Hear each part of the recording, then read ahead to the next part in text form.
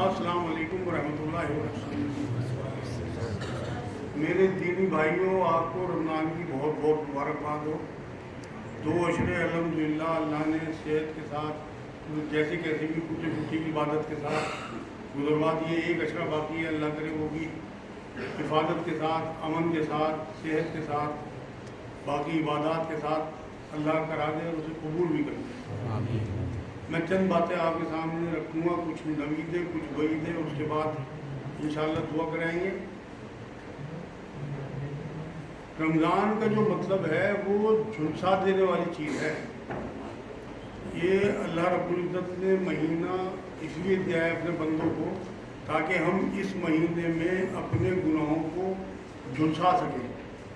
اب جو پورا رمضان گزرنے کے بعد بھی اپنے گناہوں کو نہ جھلسا سکے تو اس نے کوئی رمضان نہیں پایا۔ خالی فاقوں سے، نمازوں سے، تراویحوں سے کچھ نہیں ہونا اگر آپ کے رویے میں بدلاؤ نہیں آیا، آپ کے اندر انکساری، آپ کے اندر عاجزی، آپ کے اندر دوسروں کے لیے محبت، ہمدردی اور خیر خواہی کا جذبہ اگر نہیں آیا تو آپ یقین کریں بس اللہ ہی مالک ہے ہمارے روزوں کا، ہماری تراویح بھی ہمیں اس لیے دی گئی ہے تاکہ ہم قرآن سے جڑیں۔ اور جو آج ہمارے بیچ میں اتنا تفرقہ ہو گیا اسے دور کر سکیں، کیونکہ قرآن ایک ایسی رسی ہے جسے سب کو مل کے پکڑنے کا حکم ہے۔ نبی اکرم صلی اللہ علیہ وسلم نے یہ خوشخبری سنائی تھی کہ خوشیاں مناؤ، قرآن ایک ایسی رسی ہے جس کا ایک سرا تمہارے ہاتھ میں اور ایک سرا اللہ کے ہاتھ میں،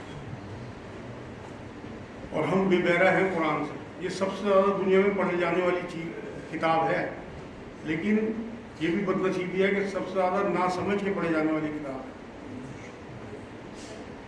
جن لوگوں کو عربی نہیں آتی وہ انگلش، اردو، ہندی میں تو پڑھ سکتے ہیں لیکن نہیں پڑھتے۔ یہ مہینہ قرآن کی سالگرہ ہے، ابھی 10 دن ہیں، 10 دن بہت بدلاؤ لا سکتے ہیں ہمارے اندر۔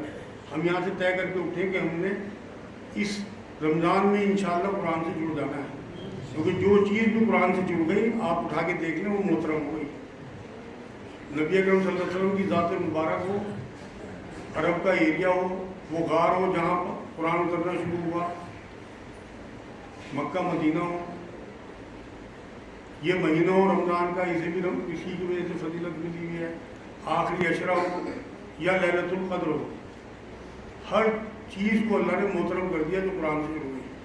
آپ بھی قرآن سے جڑتے ہیں انشاءاللہ محترم ہو جائیں گے، گارنٹی ہے۔ کوئی ضرورت نہیں ہے 14 علوم اور 12 علوم، یہ سب بیکار کی باتیں ہیں۔ جن لوگوں کے قرآن اس ٹائم نبی اکرم صلی اللہ علیہ وسلم نے سنایا تھا انہیں کون سا علم آتا تھا؟ عربی زبان جانتے تھے، صرف اسی میں سمجھ لیا۔ قرآن کو اللہ نے کہا کہ میں نے اسے آسان عربی زبان میں اتارا، عربی سیکھنے کی ضرورت ہے، بس ہم 14 16 سال لگ جاتے ہیں اپنے کیریئر بنانے کے لیے، دنیا کے آخرت بنانے کے لیے 1 سال ہی لگا سکتے۔ 1 سال کی گارنٹی میں لے رہا، آپ کو عربی زبان اتنی آ جائے گی کہ آپ قرآن کو براہ راست سمجھنے لگیں گے۔ اور چلو نہیں آپ سے یہ ہوتا تو کم سے کم آپ ترجمے تو شروع کر ہی تھے، کم سے کم بھائی کوئی چیز سمجھ میں نہ آئے۔ یہ بیکار کی بات ہے کہ ہم اپنے علماء دین سے ڈرتے ہیں کہ وہ ڈانٹ نہ دے، یہ کہہ نہ دے، سب جواب دیتے ہیں الحمدللہ۔ میں نے قرآن سیکھا، میں نے علماء دین سے ہی سیکھا، انہی سے سوال کرتا تھا قرآن کے بارے میں، اور ہر مسلک کے علماء سے پوچھا میں۔ اچھا یہ تراویح دی ہمیں دی گئی کہ ہم قرآن کو اپنے آپ سے جوڑ لیں اور تفرقہ ختم کر دیں، اور یہ طے ہو چکا، آپ نے اس دور میں چند دنوں میں دیکھ لیا ہوگا کہ دشمن کے لیے ہم صرف میم ہیں۔ ہم تو ایک دوسرے پہ کافروں کے فتوے لگاتے رہتے ہیں کہ یہ کافر ہے، وہ کافر ہے، وہ کافر، اور کافروں کی نظر میں ہم سب مسلمان ہیں۔ آپ نے حالات دیکھ لیے اس ٹائم کہ کیا حشر کیا ہے اس ملک کا جسے ہم اپنا ہی دشمن سمجھ رہے تھے، صرف اسی وجہ سے۔ اس لیے میرے بہن بھائیوں جو بھی میری آواز سن رہے ہیں، ایک ہو جاؤ، نیک ہو جاؤ، ایک ہو جاؤ اللہ کے واسطے۔ یہ بہت بڑا المیہ ہے اس وقت آپ کے سامنے، جو مڈل ایسٹ کی لڑائی آپ نے دیکھی نا جو چل رہی ہے آج کل، یہ آپ کے لیے تنبیہ ہے۔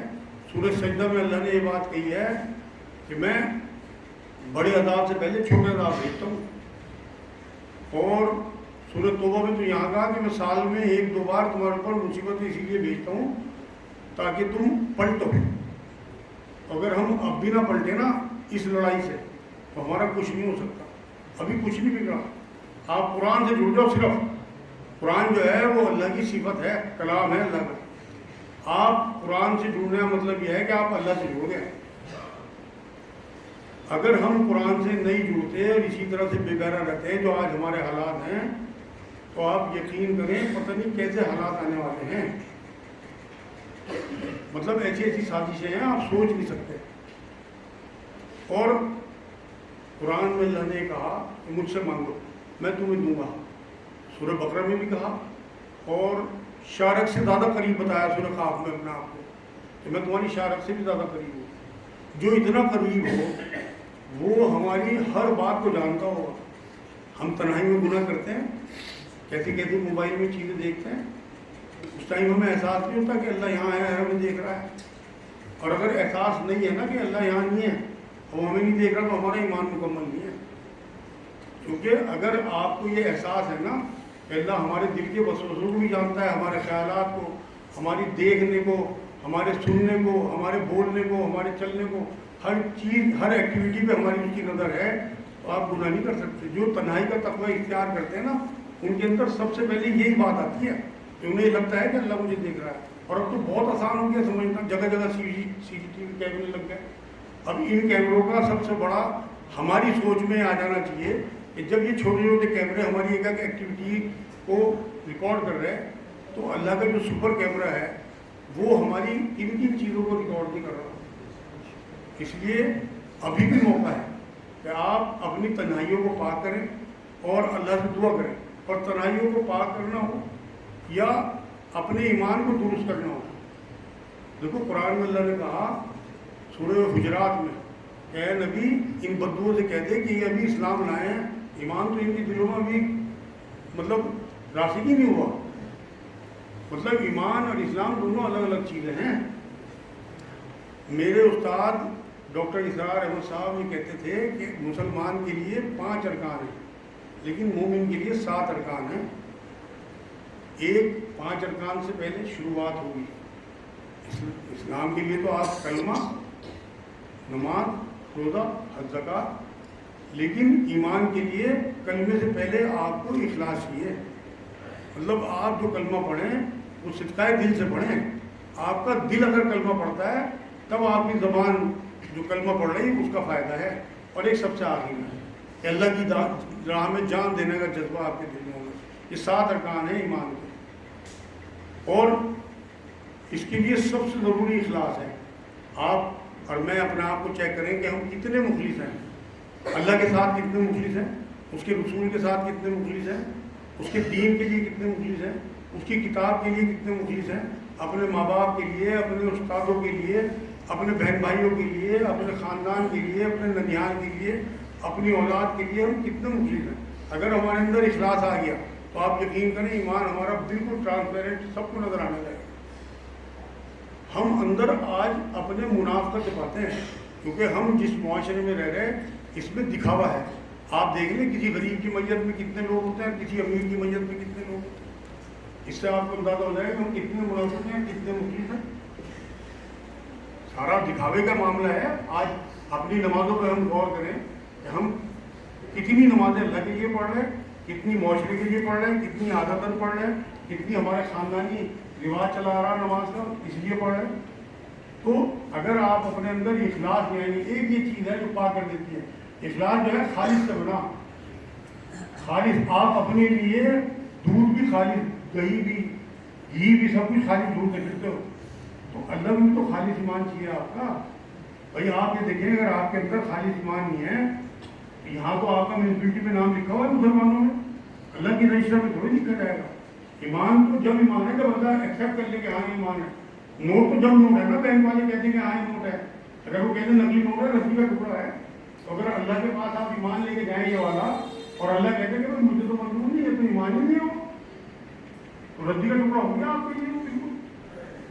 تو اس لیے سب سے زیادہ اخلاص اختیار کریں اللہ کے لیے. اپنی عبادتوں میں نظر ڈالیں, اپنے نیک کاموں پر نظر ڈالیں کہ ہم یہ کس کے لیے کر رہے ہیں. کیونکہ جس کی خوشنودی ہمیں حاصل کرنی ہے نا وہی ہمارا الہ ہے, وہی ہمارا معبود ہے. اگر آپ بندوں کے لیے ان کی خوشنودی حاصل کرنے کے لیے نیکی کر رہے ہیں نا, مان لو خیرات ہے, مان لو آپ نمازیں پڑھ رہے ہیں, مان لو آپ حج کر رہے ہیں تو وہ اگر لوگوں کو دکھانے کے لیے آپ کر رہے ہیں تو آپ کا مقصود لوگ ہی ہیں، اور اگر آپ واقعی اللہ کے لیے کر رہے ہیں، قرآن میں سورہ بقرہ میں اللہ نے کہا کہ حج اور عمرہ صرف اللہ کے لیے ہو، اور ہم تو گجرے ڈالیں گے اور شور مچا کے ڈھول تماشوں کے ساتھ پوری بسیں لینے جائیں گی، بعد میں دعوتیں، تو اللہ کہاں رہ گیا بیچ میں؟ اللہ تو نکل گیا۔ آپ نے جن کے لیے حج کرا آپ کو اس کا یہاں ڈھول تماشے ملی گیا، آپ کو نام ہو گیا کہ آپ حاجی ہو گئے، خود آپ اپنے نام کیا کہ حاجی لکھ دو۔ حج بھی جب حج ہے جب اللہ آپ کو اپنے رجسٹر میں حاجی لکھ لے، ورنہ آپ کتنے ہی حاجی لکھتے رہو اپنے آپ کو، ہو ہی نہیں سکتا ایسا کہ آپ وہاں حاجی لکھتے جاؤ اگر آپ نے وہ حج اللہ کے لیے نہیں کیا، صرف دکھاوے کے لیے کیا۔ نبی نے فرمایا آخر وقت میں لوگ حج اور عمرہ پکنک کے طور پہ کریں گے، اور آج وہی حال ہے۔ آپ یہ دیکھو جب میں عمرے پہ جاتا ہوں میں لوگوں کو حشر دیکھتا ہوں کہ بازاروں میں اور ہوٹلوں میں کیا حشر ہے، بالکل پکنک کا ماحول ہوتا ہے۔ وہاں حرم کی جو باہر کا حصہ ہے اس میں لوگ جو ہے وہ صرف کھانے پینے کا معاملہ رکھتے ہیں اپنا، اب بازاروں میں خریداری آپ یہ دیکھیں، آپ لاکھوں روپے خرچ کر کے گئے۔ میں نے ایک بار کیلکولیشن کی تھی جب میں عمرے میں گیا کہ ایک نماز کتنے روپے کی پڑھ رہی، آپ یقین کریں کئی ہزار روپے کی ایک نماز پڑھ رہی تھی، اور ہم اسے ایسے ہی جدے گھومنے چلے جائیں گے، طائف چلے جائیں گے گھومنے۔ ارے بھائی آپ کرنے کیا ہے، گھوم لیتے یار، یہاں گھومنے کی جگہ نہیں ہے، ایک ایک منٹ حرم میں گزرنا چاہیے آپ کا، کھانا ہی وہیں لے کے جاؤ میں تو۔ تو یہ جو ہمارا حج اور عمرے کا معاملہ ہے یہ بھی ہمارا صرف اللہ کے لیے ہو۔ ایسی روزے کا معاملہ ہے، روزے بھی تو ہم بہت اخلاص برتتے ہیں، کیونکہ اگر آپ چاہیں تو وضو کرتے ہوئے آپ ایک گھونٹ پانی اندر لے سکتے ہیں، لیکن آپ نہیں لیتے۔ آپ کو یہ اندازہ ہے کہ میرا اللہ مجھے دیکھ رہا ہے، بس یہ جو تصور ہے یہ آپ کی ہر عبادت میں آ جانا چاہیے، چاہے نماز ہو۔ وہ حدیث جبرائیل میں آپ کو یاد دلاؤں، جب احسان کا پوچھا جبرائیل علیہ السلام نے رسول اللہ سے صلی اللہ علیہ وسلم تو حضور نے کیا فرمایا کہ ایسی عبادت کر جیسے تو اللہ کو دیکھ رہا ہے، ورنہ تو تجھے دیکھ ہی رہا۔ تو ہمیں ایسی عبادت کرنی ہے۔ اب ہم اپنی نمازوں پہ دھیان رکھیں اور غور کریں کہ ہماری کتنی نمازیں جو ہیں ایسی ہیں کہ اللہ ہمیں دیکھ رہا ہے، ہم اللہ کو دیکھ رہے ہیں۔ اگر ہم نے نیت باندھی اور اس کے بعد سلام بھیجتے ہمیں یاد آیا کہ ہم امام صاحب کے پیچھے تھے، تو آپ یقین کرو یہ آپ نے نماز اٹھک بیٹھک کری، نماز تھوڑی ہوئی۔ اگر آپ نے مسجد سے نکلنے کے بعد بھی اگر ویڈیو میں گندی عورتیں اور گندی فلمیں دیکھ لیں تو قرآن کی وہ آیت سورہ عنکبوت کہ تمہیں نماز فحش منکر سے روک دے گی، کہاں روکا؟ آج دیکھیں آپ نمازیں بھری پڑی مسجد اس ٹائم، باہر تک جگہیں نہیں مل رہی، اور فحش اور منکر بھی جاری ہے۔ اللہ تو سچا ہے، اس کا کلام سچا ہے، اس کا مطلب کیا ہوا کہ ہماری نمازیں ان پہ ہمیں غور کرنا ہے، کہیں وہ تو جھوٹی نہیں ہے، کیونکہ اللہ تو اس کا کلام بھی سچا، اللہ بھی سچا، اس کا رسول بھی سچا۔ تو یہ غور کرنے والی باتیں ہیں کہ ہمیں اس کے بعد 60-70 سال کے بعد ایک کروڑوں اربوں خربوں سال کی نہ ختم ہونے والی زندگی، جہاں موت کو بھی مینڈے کی شکل دے کے ذبح کر دیا جائے گا، موت نہیں آئے گی۔ ابھی آیتیں آ رہی تھی اور جس صورت یہاں چل رہی تھی ابھی پچھلے دنوں، اس میں اللہ نے یہی کہا کہ جو بھی جنت میں یا دوزخ میں جائے گا دائمی زندگی ہوگی وہاں اس کی۔ لوگ موت مانگیں گے دوزخ میں لیکن موت نہیں آئے گی، کیونکہ موت کو تو ختم کر دیا جائے گا۔ اسی طرح جنت میں بھی جو اللہ رب العزت اپنے لیے کہتا ہے نا کہ میں حی القیوم ہوں، ہم ہمیشہ تو ہیں نہیں، لیکن قیوم ہونے کا ہمیں تمغہ دے دے گا اللہ جنت میں کہ ہم قیوم ہو جائیں گے، جیسے اللہ کی صفت ہے نا قیوم ہونا، جنت میں جا کے ہم ہمیشہ کے لیے ہو جائیں گے۔ اور وہاں وہ اپنا وہ کلمہ بھی ہمیں دے دے گا کن فیکن۔ قرآن یہ کہتا ہے کہ جس چیز کی خواہش کرو وہ تمہارے سامنے حاضر ہو جائے گی۔ کن فیکن میں کیا ہے؟ اللہ یہ کہتا ہے میں کن کہتا ہوں اور فیکن ہو جاتا ہے، تو آپ وہاں کن کہیں گے فیکن ہوگا، فوراً آپ کے لیے جو چیز آپ چاہیں گے وہ حاضر ہو جائے گی۔ تو یہ کلمہ اللہ آپ کو تحفے میں دے دے گا جنت میں، تو تیاری کریں جنت کی۔ ہم بے بہرا ہو کے اگر زندگی کاٹ دیں گے تو غفلت میں اگر ہماری زندگی کٹ گئی تو بالکل اینڈ ٹائم پہ ہم کتنی توبہ کرتے ہیں۔ میرے استاد ایک گزر چکے واصف علی واصف نام تھا، وہ کہتے تھے کہ غافل کی آنکھ جب کھلتی ہے جب وہ بند ہونے والی ہے، اور قرآن میں بار بار اللہ نے کہا کہ اس ٹائم کی توبہ میں قبول نہیں کروں گا۔ مان لو فرعون نے نہیں کہا تھا ڈوبتے ہوئے کہ میں ایمان لایا موسیٰ اور ہارون کے رب پہ، کہاں اللہ نے قبول کیا؟ عورت اور اسے نشان عبرت بنا دیا قیامت تک کے لوگوں کے لیے کہ دیکھو یہ نافرمان تھا، بھائی اسے ڈبویا، سیلاب نے ڈبو دیا تھا، اس کے بعد اسے مٹی بھی کھا سکتی تھی، کیڑے بھی کھا سکتے تھے اور پانی بھی ختم کر سکتا گلا کے، لیکن نہیں، اللہ نے اسے عبرت بنانا تھا، اس کی لاش کو بچا دیا، وہ مل چکی لاش، مصر کے عجائب گھر میں باقی ہے ابھی وہ لاش، تو وہ قیامت تک کے لوگوں کے لیے اللہ نے نشان عبرت بنا دیا۔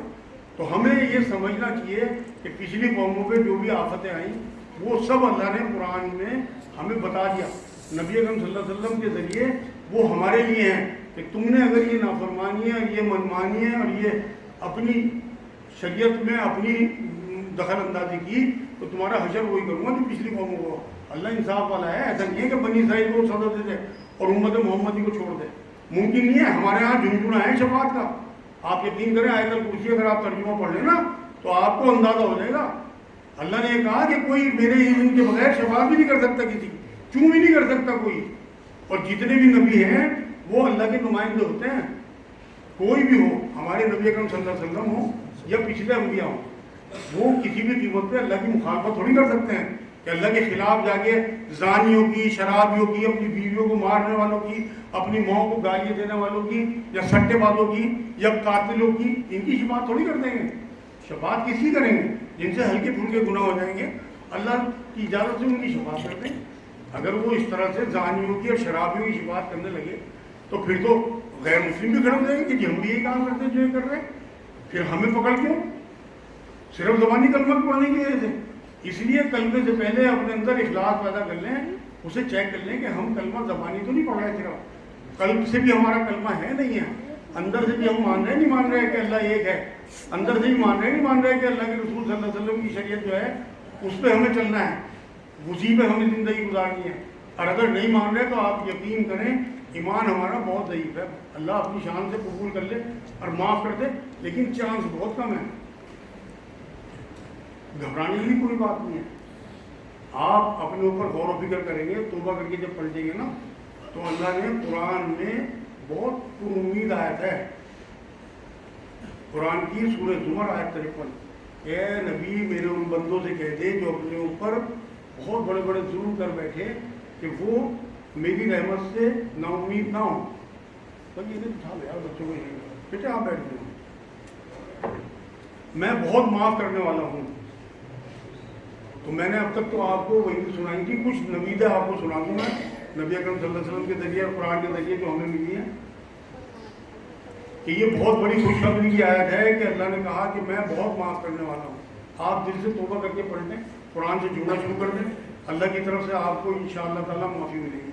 قرآن میں دیکھو اللہ نے یہ کہا سورہ بقرہ میں قصاص کی آیت ہے کہ میں نے تمہارے لیے قصاص کو، بدلہ لینے کو، جان کے بدلے جان، اسے حلال کر دیا، اور تم مرد کے بدلے مرد، عورت کے بدلے عورت کو قتل کر سکتے ہو، لیکن جو معاف کر دے وہ بہتر ہے۔ قرآن میں اللہ نے سورہ صف میں یہ بات کہی ہے، آیت 2-3 آپ پڑھیے، کہ وہ کہتے کیوں جو کرتے نہیں، بڑے غصے کے انداز میں، مطلب ناپسندیدہ، اسی آیت میں آگے کہا کہ یہ ناپسندیدہ عمل ہے کہ آپ کوئی بات کہیں اور اسے نہ کریں۔ تو جو چیز اللہ بیان کر رہا ہے ایسا نہیں ہو سکتا کہ اسے اپنے اوپر اپلائی نہ کریں۔ جب وہ ہمیں معاف کرنے کی ترغیب دلا رہا ہے تو آپ اندازہ کریے وہ خود کتنا معاف کرے گا، کیونکہ سب سے پہلے آیت تو اسی نے اتاری نا، وہ کہتے کیوں جو کرتے نہیں، تو اللہ تو سب سے پہلے اپنے اوپر اپلائی کرے گا کہ وہ کہتے کیوں جو کرتے نہیں، تو اللہ کتنا ہمیں معاف کرنے والا ہے آپ اندازہ کریے۔ تو اس لیے نا امید نہیں ہونا ہمیں اللہ کی ذات سے، بلکہ نا امیدی کو تو کفر کہا قرآن میں سورہ لقمان۔ تو آپ اگر اللہ سے آج پلٹ جائیں گے، توبہ کر لیں گے۔ دوسری ایک اور خوشخبری ہے نبی اکرم صلی اللہ علیہ وسلم کے بارے میں آپ کو بتاؤں کہ آپ ایک بار نبی اکرم صلی اللہ علیہ وسلم پہ درود بھیجتے ہیں تو حدیث میں ہے کہ وہ اللہ آپ کے اوپر 10 بار رحمت بھیجتا ہے، اور قرآن میں اللہ نے حکم دیا اپنے نبی کے ذریعے ہمیں کہ اگر کوئی تمہیں دعا دے تو تم اس سے بہتر دعا دو۔ اب آپ جب نبی اکرم صلی اللہ علیہ وسلم کو درود بھیجیں گے تو یہ دعا ہی تو ہے۔ درود کیا ہے؟ درود میں کہ آپ اللہ سے دعا کرتے ہیں کہ اللہ نبی اکرم صلی اللہ علیہ وسلم پہ رحمت نازل فرما، یہ دعا ہی تو دے رہے ہیں آپ۔ اب نبی اکرم صلی اللہ علیہ وسلم جو قرآن لے کے آئے، ہمیں یہ بتایا کہ تمہیں دعا کے بدلے بس بہتر دعا دینی، تو یہ سب سے پہلے حضور اکرم صلی اللہ علیہ وسلم پہ اپلائی ہوگی بات۔ تو جب ہم ایک بار بھی نبی پہ درود بھیجیں گے تو وہ کتنا ہم پہ اس کے بدلے میں بہتر ہمیں دعا دیں گے، اور جسے نبی کی دعا لگ گئی اسے کیا دوزخ کی آگ چھو لے گی؟ تو اس لیے اپنے آپ اپنے عمل سدھاریں آپ، मायूस बिल्कुल नहीं होना हमने। अल्लाह की रहमत और नबी अकरम सल्लल्लाहु अलैहि वसल्लम रहमतुल लिल आलमीन, इन दोनों का मजमूआ जो है इंशाअल्लाह हमें बख्शवा देगा। तो इसलिए आज रमज़ान के जितने भी लम्हे हैं, इसे आप अंदाज़ा करें इस बात का कि अल्लाह ने हमें ये रमज़ान जो दिया है, ये हमारे गुनाहों को झुलसा के हमें पाक साफ करके हम अपने अंदर लोगों के लिए मोहब्बत पैदा करें, बिल्कुल तफर्क बिना पड़े। सब हमारे अल्लाह के बनाए हुए हैं, सब हमारे भाई हैं। जो इस टाइम गैर मुस्लिम भी मान लो गुमराही में आके इस टाइम हमले कर रहे हैं या कत्ल गारत मचा रहे हैं, आप यकीन करो मैं तो उनके लिए भी बद्दुआ नहीं करता। नबी अकरम सल्लल्लाहु अलैहि वसल्लम ने कभी किसी के लिए बद्दुआ नहीं की। मैं तो उनके लिए भी सिर्फ हिदायत की दुआ करता हूँ। अल्लाह को पता है, कुरान में अल्लाह ने कहा कि ऐसा ना हो कि मैं काफिरों को आजमाऊँ तुम्हारे ज़रिए, मतलब काफिरों की आजमाइश तुम्हारे ज़रिए से करूँ कि वो तुम पे जुल्म करें, उनकी आजमाइश हो।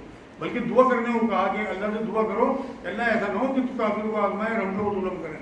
तो आयत का मफहूम है कुछ ये। तो हमें दुआ करनी चाहिए अल्लाह से कि अल्लाह हमें उनकी आजमाइश का हिस्सा ना बनाओ। हम तो अपनी आजमाइशों के लिए, आप देखें सूरह जो बकरा की आखिरी आयतें जो मेराज में मिली थी, 2 आयतें, उनका आप तर्जुमा पढ़ के देखना क्या आयतें हैं। अल्हम्दुलिल्लाह एक एक लफ्ज़ उनका ऐसा है, आप उन्हें तो रट ही लेना। नबी अकरम सल्लल्लाहु अलैहि वसल्लम ने तो उनके बारे में बात फरमाई, जो रात को ये पढ़ के सोएगा उसके लिए वो 2 आयतें काफ़ी हो जाएंगी। और मेरे ख्याल में हमारा बहुत कम लोगों को याद होती है, जो चंद आलिम लोग हैं या हाफिज लोग हैं उन्हें याद होती है, उनकी अहमियत ही नहीं पता, बताई नहीं जाती। अगर हम उन चीज़ों को जो नबी अकरम सल्लल्लाहु अलैहि वसल्लम हमें दुआएं दे के गए, और नबी अकरम सल्लल्लाहु अलैहि वसल्लम भी और कुरान की आयतें भी कि अल्लाह से जो दुआएं मांगो, अल्लाह के मतलब अच्छे अच्छे तमाम नाम अल्लाह के हैं, उन नामों के हवाले से आप दुआ करके तो देखो अल्लाह से, किसी की औलाद ना हो, आप मांग के देखो, ऐ इब्राहिम के अल्लाह तूने तो इब्राहिम की औलाद दी थी,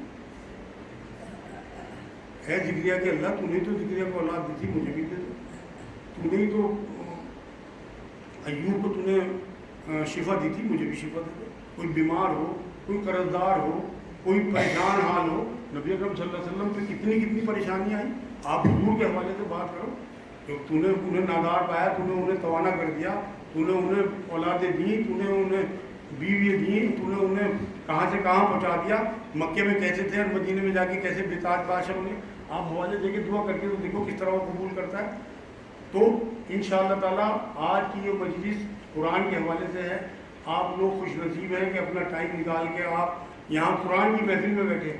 आप यकीन करो खुली हदीसें हैं ऐसी महफिलों के बारे में कि इन्हें फरिश्ते घेर लेते हैं, और मैं कसम खाए कह सकता हूँ कि इन्हें भी, इस महफिल को भी फरिश्तों ने घेर रखा है, क्योंकि मेरे नबी खुशखबरी सुना गए।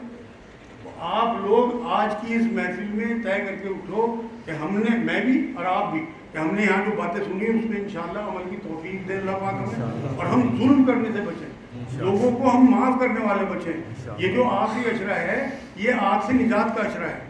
तो आप सबसे पहले तो ये दुआ करें कि लोग हमारे गुस्से की आग से बचें, हमारे हसद की आग से बचें, हमारी जलन की आग से बचें। लोग, हमें पहले लोगों को महफूज करना है, तब अल्लाह हमें महफूज करेगा।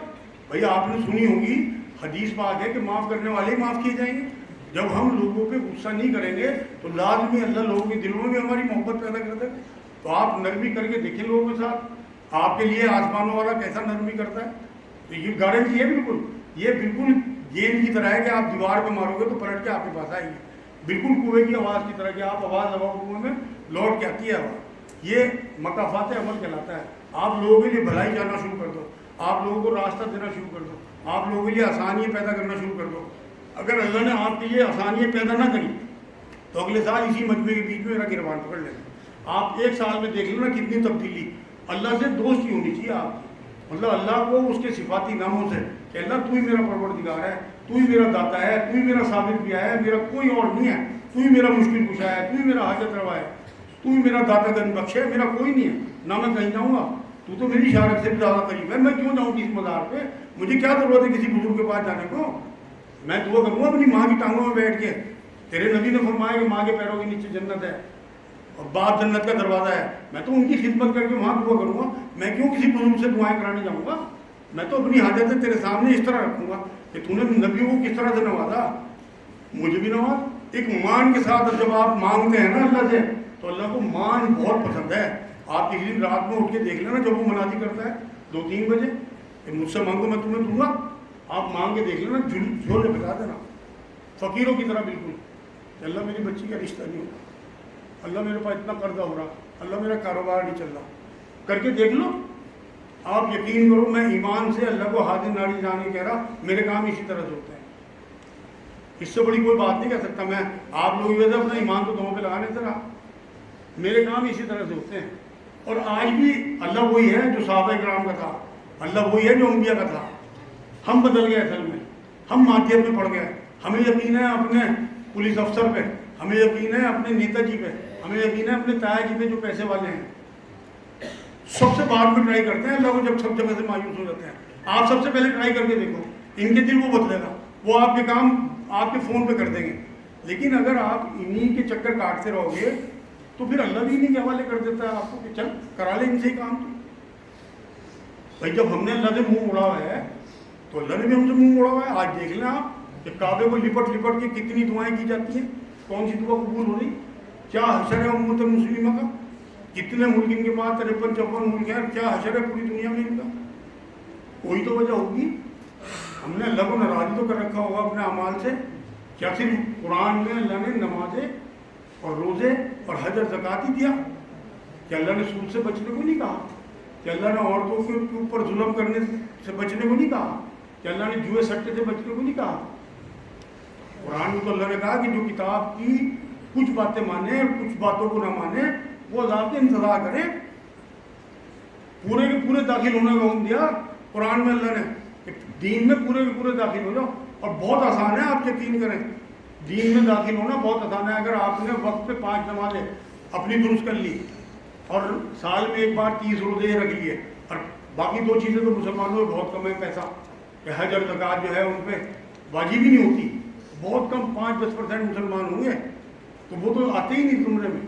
یہ 2 چیزیں آپ کی, اور ایک سچائی اور ایمانداری اور اخلاص.